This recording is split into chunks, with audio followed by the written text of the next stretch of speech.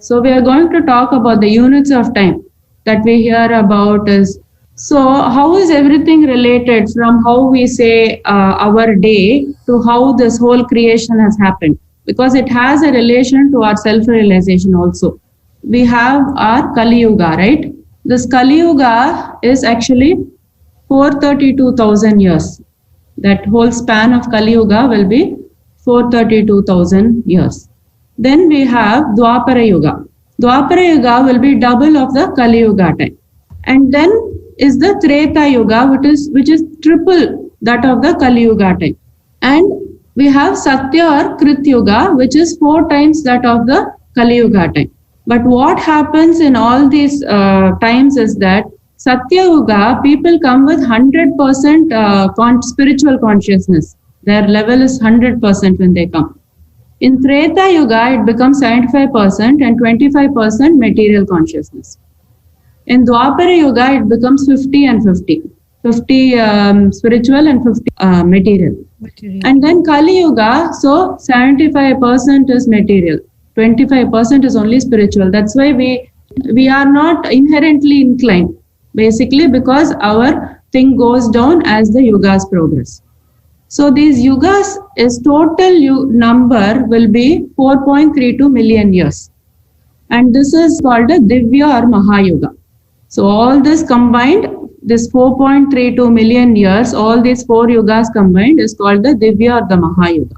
And what happens is also we have the dusk and the dawn periods. There is a space in between the 2 yugas, and it is 10% that of the yuga period. So it should be, the periods will be more, as we see from Satya to Treta, the dawn and the dusk the space should be more because it's 10% that of the yuga period. And we are in the 28th Kali Yuga of Manu. I will tell you about Manu now. So this Divya or Mahayuga is one layer below which sits all these yugas. Then what we have is the Manvantara. Manvantara means it is the period of the Manu. Manu is from whom we have come. So he was the first man. There are 14 Manus, and each Manu will have a Manvantara, which will be 71 Divya Yugas. 71 into 4.32 million, it becomes 306.72 million years. That is the time period of just one Manu. And each Manvantara have 7 rishis, 1 Indra, along with the Manu. So there will be different Manu, and there are 14 different Manus. We are right now, we have the 6th Manvantara has passed, and we are in the 7th Manvantara, and it's called the Vaivasvata Manvantara. There is also these time periods called Sandhyas, which are the dawn and the dusk periods at the end. So there will be nothing happening in this period of time. So there will be like partial creation and partial destruction in this period of time. So there is no total destruction. There's just partial creation and partial destruction at the end of these periods. And that lasts for 1.728 million years.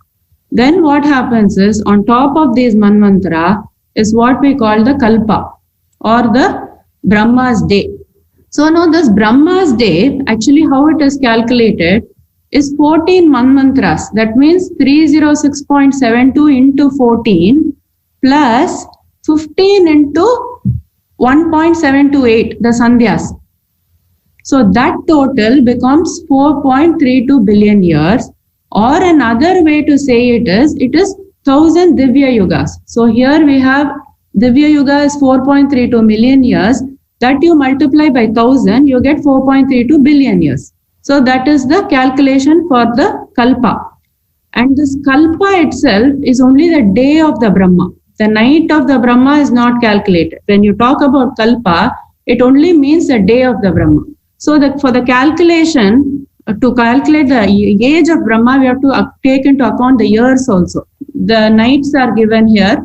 And again, there is partial creation and there is partial destruction. That is called Pralaya, but I will talk what Pralaya it is. There are different Pralaya names. Kalpa has become 4.32 billion years. So one day of Brahma.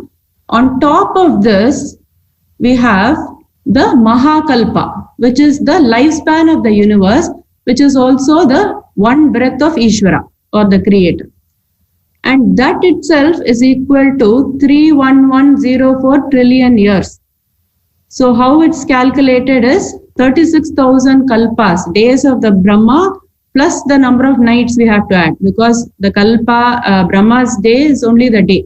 So to calculate his total life, we have to take into account, we have to multiply by 2. The Brahma lives for 100 years. They will call half-life of the Brahma as Parardha. So now what has happened is 50 years of Brahma has passed and we are in the 51st year of Brahma.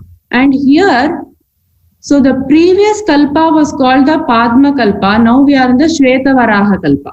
Now the 51st year, now it is called the Shvetavaraha Kalpa. Now therefore, the age of the universe is 155 trillion years. Because if you see 311.04 trillion years divided by 2 roughly, if you say, because we have passed 50 years of Brahma. So by 2 itself, if you do, you get to this number. So this is the current age of the universe according to our Hindu units of time. There are 2 types of pralaya in this cosmos. One is known as the Prakritika pralaya, which means it is the full devastation. Everything will be submerged. Devastation is called as the Prakritika pralaya. And then we have another pralaya which happens at the end of Brahma's day, which is known as the Naimittika pralaya.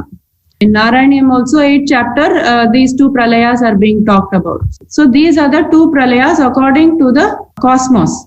But there are 2 more pralayas, that is for us. So one is called the Nitya pralaya, which means every day when we sleep and we get up, there is cessation and then there is again we come back. So that is called Nitya pralaya. So every day we are undergoing pralaya as jivas. And the other pralaya known as the Atyantika pralaya, which means when you are self-realized, you get to this Atyantika pralaya, which means what? There is cessation of time. That is why yogis, they can go without food or sleep for years even, because the time has stopped. They have merged with the cosmos.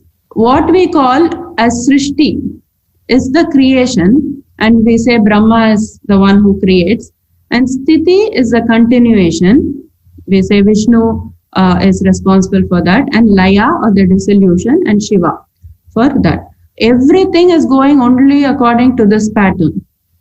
For example, every day there is dawn, and then there is day, and then there is dusk.